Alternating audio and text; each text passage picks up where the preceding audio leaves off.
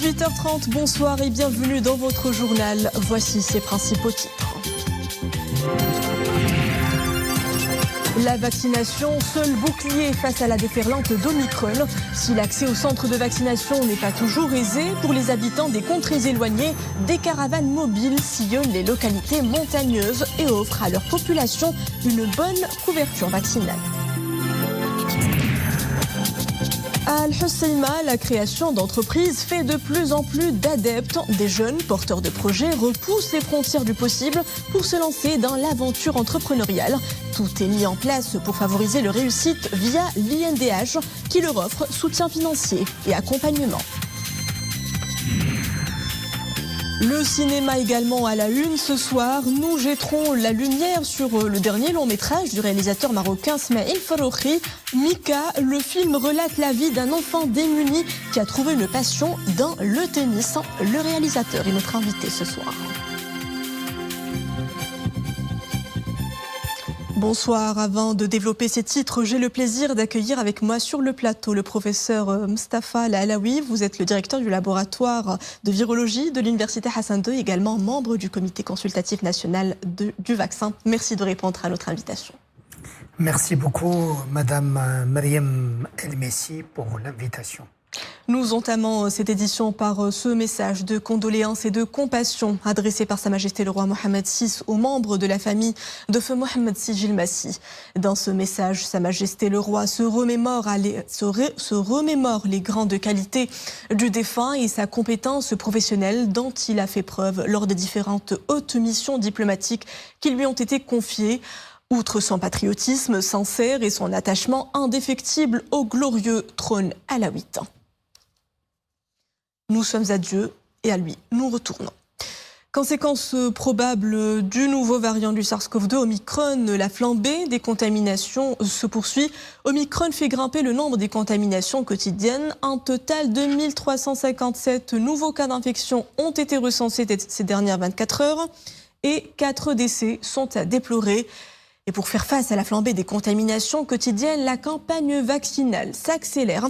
Ces dernières 24 heures, le nombre des primo-vaccinés a atteint plus de 24 560 000. Celui des personnes ayant reçu 2 doses approche les 23 millions. Et puis la dose de rappel a déjà bénéficié à plus de 3 millions de personnes. Au rythme actuel des contaminations, la situation épidémique tend vers le rouge. Omicron se répand à une vitesse exponentielle. Seul frein à ces déferlantes, la vaccination de masse. Pour une plus large couverture vaccinale, des caravanes sillonnent les localités éloignées. Un dispositif itinérant au plus près des populations rurales. Ahmed El-Fadel et Oumé Marmli. Le voyage est long. Pour rejoindre ce douar, cette caravane vaccinale a passé plus d'1 heure sur la route. Et c'est dans ce souk hebdomadaire qu'elle pose bagage. Le centre de vaccination de la province est très loin du village. Cette caravane nous a rapprochés de la vaccination. Maintenant, c'est le vaccin qui vient à nous.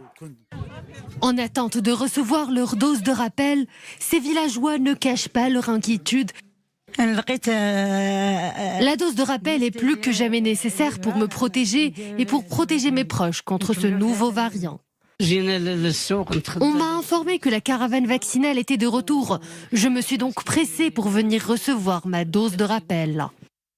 Un booster indispensable pour renforcer l'immunité du corps et faire face aux affections saisonnières qui plombent l'immunité. La dose de rappel est plus que jamais vitale pour se prémunir contre Omicron. C'est justement pour cela que nous sillonnons les zones montagneuses les plus enclavées. Très contagieux, Omicron, bien qu'il soit moins létal que son prédécesseur Delta, il fait peser le spectre de la saturation des services hospitaliers. Seule issue, se faire vacciner et respecter les gestes de freinage. Vous le savez donc, depuis 2 semaines, les contaminations au dernier variant du SARS-CoV-2 ne cessent de grimper. Si sa faible létalité inquiète moins, il s'avère que sa contagiosité accrue aurait des effets plus graves, notamment en termes du nombre d'hospitalisations des personnes fragiles ou non vaccinées et le risque de la saturation dans nos hôpitaux. Doit-on s'inquiéter de cette flambée épidémique? Pour y voir plus clair, nous recevons sur le plateau le professeur Mustapha El-Najji. Vous êtes le directeur du laboratoire de virologie de l'Université Hassan II. de Casablanca. Vous êtes également membre du comité national consultatif du vaccin. Professeur Nagy, Omicron serait moins létal de ses prédécesseurs. Est-ce qu'il n'y a vraiment aucune raison de s'en inquiéter ? Oui, merci Madame Mariam El-Messi pour l'invitation. Et à travers vous, je voudrais souhaiter bonne et heureuse année à toutes les auditrices et les auditeurs et aussi à tout le staff de l'OULA et à vous également. Merci, je vous le souhaite également. Merci. Pour répondre à votre question, oui, le Omicron, il y a un côté où il ne faut pas s'inquiéter, mais un autre où il faut s'inquiéter. Disons les choses clairement. Omicron est un variant qui est moins virulent et qu'en quelque sorte, il est en train de se tuer de lui-même. C'est ce qu'on appelle une particule défective. Il se tue de lui-même. Mais il a une caractéristique qui se propage très rapidement, c'est-à-dire avec un ratio de 1 pour 30, donc il infecte plus de gens, mais sachant que il est moins virulent, mais cette propagation inquiète, parce que chaque fois que le virus se propage, il a la possibilité de changer et de muter. Et donc on sait que 5% des personnes qui sont infectées, elles vont finir en réanimation. Et les 60% des personnes en réanimation, c'est le cas, elle est létale. Donc, il faut faire très attention. On ne veut qu'une bonne santé et longue vie à tous tous les Marocains et les Marocaines. Et le message, ça va dans ce sens-là, pour préserver leur vie. Justement, une chose est sûre, c'est la déferlante d'Omicron et sa propagation fulgurante. Il risque d'entraîner une saturation de tous les systèmes de santé, non seulement le nôtre, en raison de cette flambée qui grossit le nombre des personnes fragiles, des personnes en comorbidité et qui ont besoin d'être prises en charge en réa ou en soins intensifs. C'est bien cela, professeur ? Oui, tout à fait, parce que faisant une simple opération, si 5% des gens contaminés finissent en réanimation, ça veut dire sur 1000 personnes, il y a environ 50. Ça, c'est par jour. Et on sait que chaque personne en réanimation, l'hospitalisation, elle dure environ 20 jours à 1 mois. Donc, si à chaque jour, on a une admission d'une cinquantaine, dans quelques jours, il y a une saturation de la réanimation. Et ça pose problème. Et ce cas de figure n'est pas propre ou exclusif uniquement au Maroc. On voit qu'est-ce qui se passe en France, en Allemagne, en Autriche, aux États-Unis, au Canada. Donc la saturation est vite. Et on le sait qu'on est rentré dans la 3e vague. Il y a une augmentation vertigineuse. On est dans la phase ascendante. Dans les jours à venir, on va assister à une augmentation du nombre de cas. Et ça va durer au moins 6 semaines. Et le pic, il est prévu vers le 27 janvier. Donc il faut s'attendre à une augmentation des nombres de lits dans la réanimation. Et on souhaite que cela n'ait pas des effets néfastes sur notre système de santé. Professeur, au rythme actuel des infections, aujourd'hui nous dépassons les 2000 cas quotidiens. Les doses de rappel s'imposent comme un rempart pour restaurer d'abord nos défenses immunitaires, pour contrecarrer l'avancée fulgurante d'Omicron et finalement pour sauver nos vies. Quel intérêt, professeur, de raccourcir la dose de rappel de vaccination à 4 mois, professeur ? Oui, tout à fait.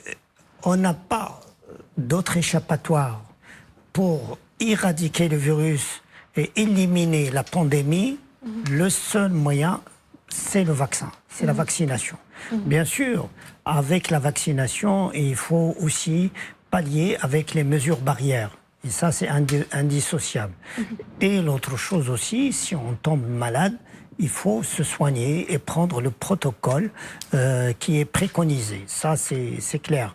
Maintenant, le seul moyen de prévenir l'infection, c'est d'avoir un vaccin. Quand est-ce qu'on est vacciné?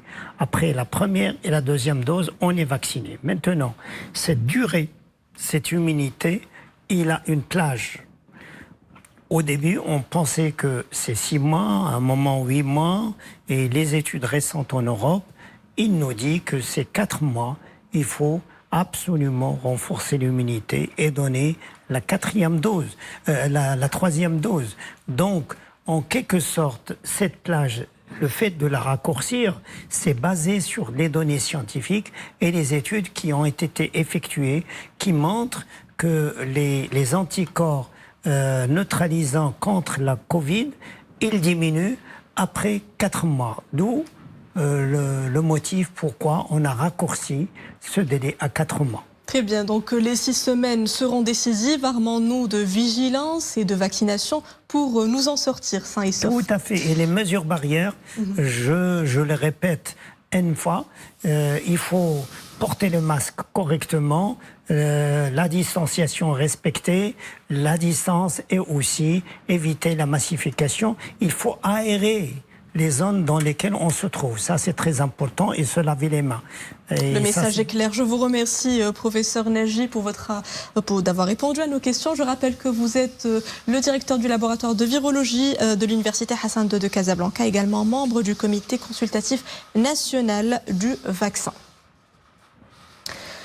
Fini les vacances, l'heure de la rentrée a sonné. Demain, tous les élèves regagneront les bancs de l'école. Pas de prolongation des vacances scolaires. Donc, les classes reprendront demain, lundi, avec un renfort des mesures préventives au sein des écoles. L'INDH continue d'accorder soutien financier et accompagnement aux jeunes porteurs de projets, une jeunesse animée d'une fibre de s'autonomiser et de créer de l'emploi. Exemple à Al-Husseima dans ce reportage d'Hamid Zubran, le commentaire est de Nisrina Ouzdar. Cela fait 2 mois que Mohamed a lancé sa petite entreprise. Spécialisée dans les produits du terroir, les premiers résultats sont prometteurs. Le jeune entrepreneur est enthousiaste. إقليم الحسيمة غني جدا بالمنتجات المجالية اللي منها العسل. La province d'Al-Husseima regorge de richesses naturelles et d'opportunités professionnelles. Il faut juste savoir les saisir. Les produits du terroir sont notre principal segment. Le miel, les huiles essentielles et les produits cosmétiques totalement bio.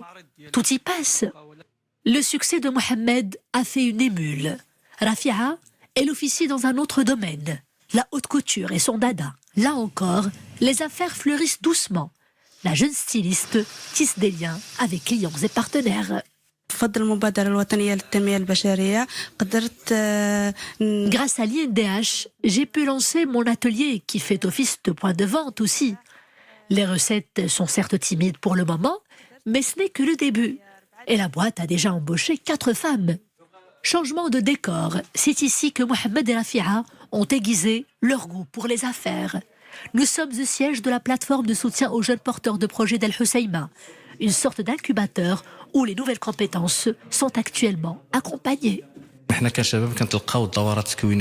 Les sessions de formation sont régulières et nous sont bénéfiques. Elles sont ponctuées d'actions pratiques sur le terrain. Nous sommes conseillés et bien orientés. Aujourd'hui, par exemple, il est question de travailler sur le modèle business et sur la solvabilité. La jeunesse marocaine est inventive et talentueuse. Des idées novatrices fusent de partout. L'encadrement permet de faire sortir ces jeunes de l'ombre. C'est une chose extraordinaire. Pour cette nouvelle session, 37 projets ont déjà été mis sur pied, avec une enveloppe de 4,5 millions de dirhams. 50 projets nouveaux sont dans le pipe pour les prochains mois. Ils ont été validés par le comité provincial pour un budget de 3,5 millions de dirhams. L'une des filiales qui gagne un vif attrait auprès des jeunes entrepreneurs, le e-commerce.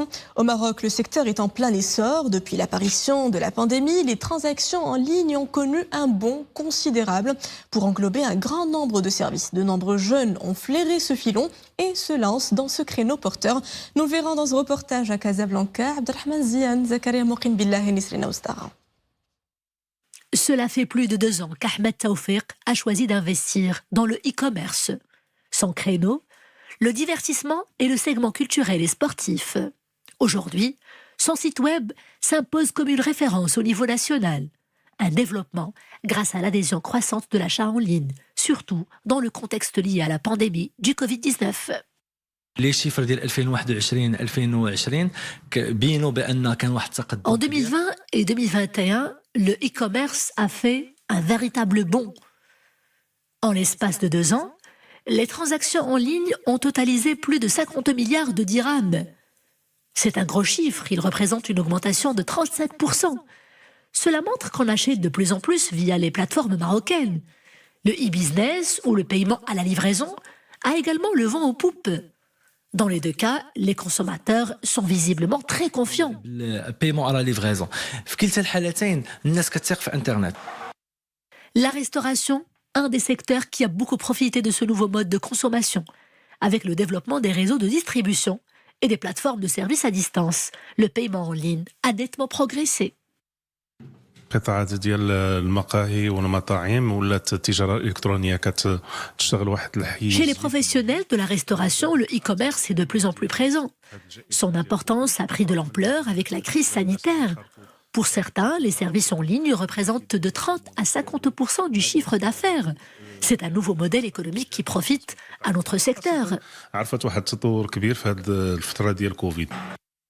Pendant les 9 premiers mois de l'année passée, environ 15 millions de transactions ont été effectuées par carte bancaire. Selon les données de l'Office d'échange, ce chiffre est appelé à progresser au regard du développement croissant du paiement en ligne et des facilités qu'il procure. Ouvrons à présent la page culturelle de cette édition. Ce soir, nous parlerons cinéma.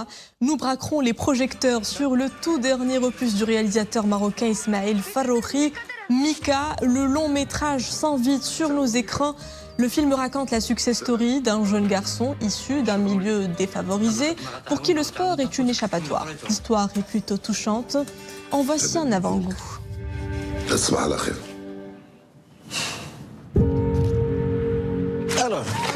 هذا هو الدري اللي غادي يعاونك وهذا سي سليماني عيط لي انا ميكا ميكا بحال هكا. Le réalisateur du film Mika nous rejoint depuis Paris, Ismaël Farroukhi. Bonsoir. Bonsoir. Une bande-annonce, merci à vous. Une bande-annonce, nous venons de le voir, poignante, une histoire qui accroche.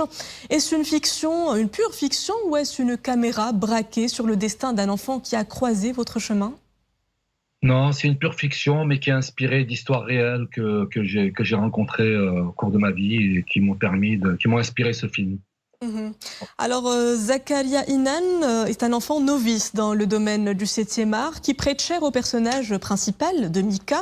Comment l'avez-vous repéré et surtout comment l'avez-vous dirigé pour donner la réplique à l'incontournable actrice marocaine Sabrina Ouazzani ?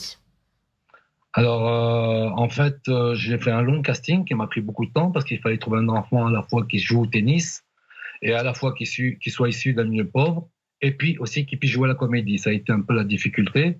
Mais au bout de pas mal d'enfants, parce que j'en ai vu sur Casablanca, j'en ai vu à Marrakech, à Rabat, et finalement je suis tombé sur Zakaria Inan, qui vient de Kenitra, ville où je suis né, donc c'était un peu un coup du destin pour moi. Et j'ai eu la chance de le rencontrer, et puis après il a fallu le mettre dans le bain, et c'est vrai que c'est pas évident parce que c'est pas un acteur professionnel, et il y a une façon un peu particulière de le diriger, donc on était très très connectés, donc on était vraiment les choses passaient vraiment entre nous et ça me permettait de le diriger sans le diriger vraiment comme un acteur professionnel. Donc nous l'avons vu, Mika est vendeur de sacs plastiques, mais Mika sonne aussi comme un nom de star. Est-ce un clin d'œil du passage des souks hebdomadaires au parcours de la discipline ? L'idée, c'est quand même l'histoire d'un enfant pauvre qui veut changer son destin. Donc c'était important de partir de ces enfants qui sont dans les souks et qui vendent des sacs en plastique pour aider leur famille. Mais voilà, ce qui m'intéresse aussi, c'est de montrer que le sport pouvait être vecteur d'insertion sociale.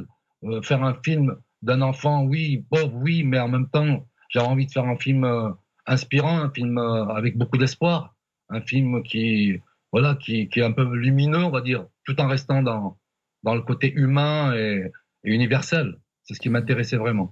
Revenons un peu à l'histoire, nous venons d'en parler. Est-ce votre manière à vous d'exprimer une sorte d'engagement pour casser les stéréotypes concernant les sports élitistes et d'inciter les role models à prendre sous leurs ailes des talents évoluant dans l'ombre? C'est surtout un message d'espoir à toute une génération, c'est bien cela?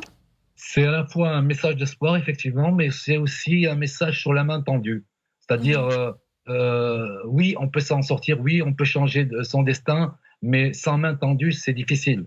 Et c'est ce que j'ai voulu faire passer à travers le personnage que joue Sabrina Ouazani, qu'il interprète de façon magnifique, parce qu'elle est extraordinaire dans le film. Tous les acteurs, Azel Arab Karat aussi est extraordinaire, parce qu'il est dans le film, c'est lui qui joue un peu le monsieur qui l'emmène et qui va le considérer comme son fils.